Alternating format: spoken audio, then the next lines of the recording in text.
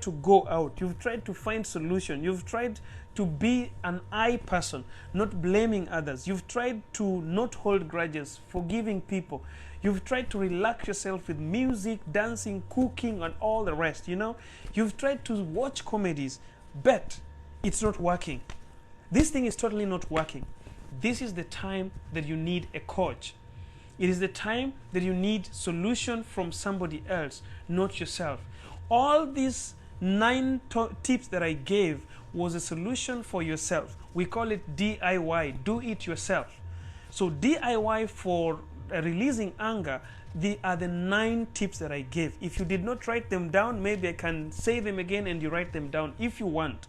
If maybe somebody wants me to read all the tips again, I'll read them one by one and you can note them somewhere. Those are D and Y to calm down from anger. But now, if D and Y doesn't work, you have to seek help. Seeking help is, first of all, finding a coach. Who is the best coach in the world? Who is the best coach in the world? Yourself. You are the first coach. How are you going to identify the coach? You will identify the coach by knowing who exactly can help you better. This is the time that you need God most in your life. It is the time that you need God more than you need Him. Because God says this. You know, people always tell me that God first. But there's something that I read in the Bible. There's something that I've always gotten in the Bible, and a teaching that I've always found in the Bible, that God helps those who are ready to help themselves. God does not help people who run to Him. You have to be ready to help yourself. God blesses a working hand. God does not bless a mouth, a talking mouth, or a talking tongue. He blesses a working hand. You know, they say words alone doesn't move mountains. Words and actions can move mountains. So if you just speak and you don't act, you don't get these blessings. So the 9 tips are the tips that you have to do. The 10th tip is you have to seek God. Ask God, God, I have been the kind of a person you have taught me to be. I always think before I speak. God, I always try to calm myself in every situation, but still I can't make it. God, I get to do exercise. I've always gone outside to do exercise, to try everything. It's not working. God, I've taken time out with myself. When I come back home, still we are fighting with my husband. God, I've never blamed him.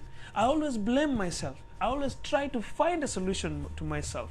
It is not working. God, I don't have a grudge with anybody. I don't have any single grudge, God.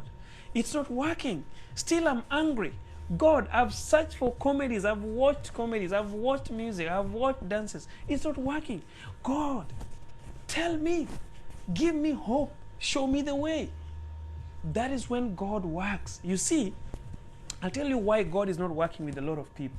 People run first to God. You're running to God with a lot of baggages. You're running to God, not forgetting that you've got some sins you need to confess before you go to God. Listen, a prayer of a sinner is as useless as a noisemaker or a mad person in the market. If you don't know how to confess your sins, you don't have to go pray.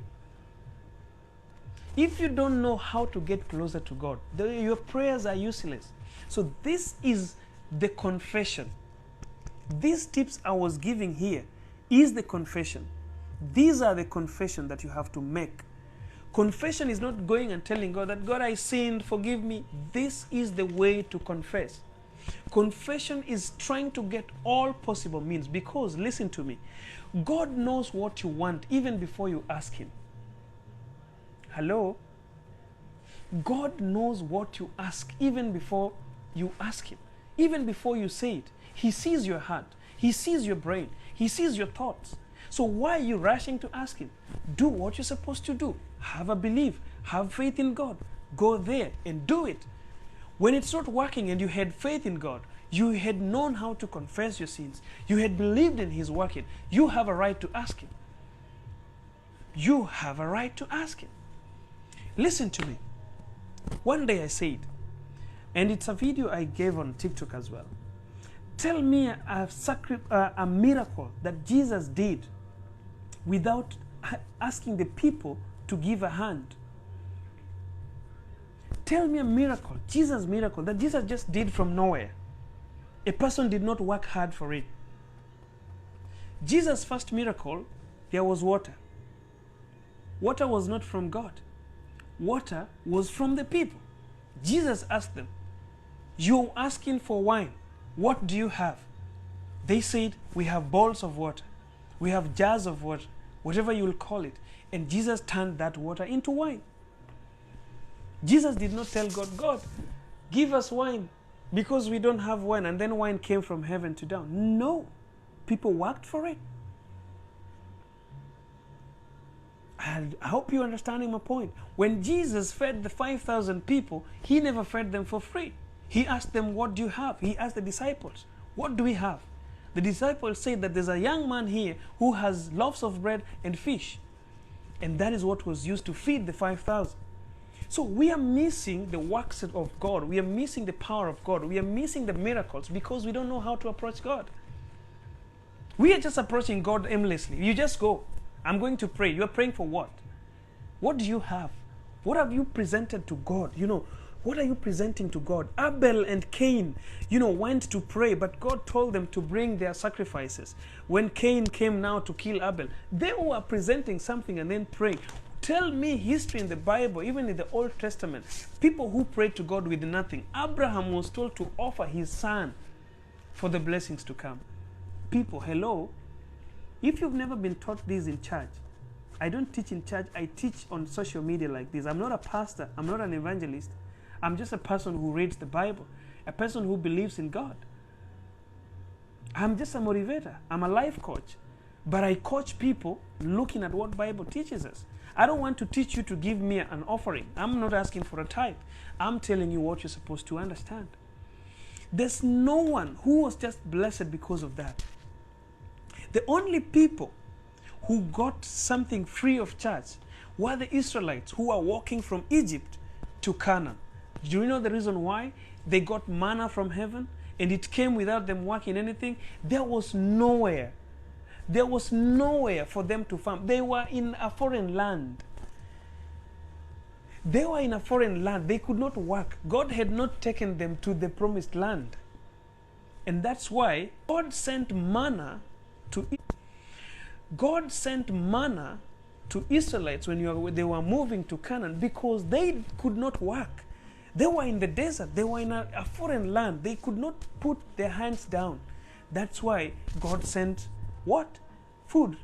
Manna came from heaven because these people had, but you've got hands, you've got money, you've got a house, you've got your legs, everything is fine. You can walk, you can go farm, you can go do this, you can, do it.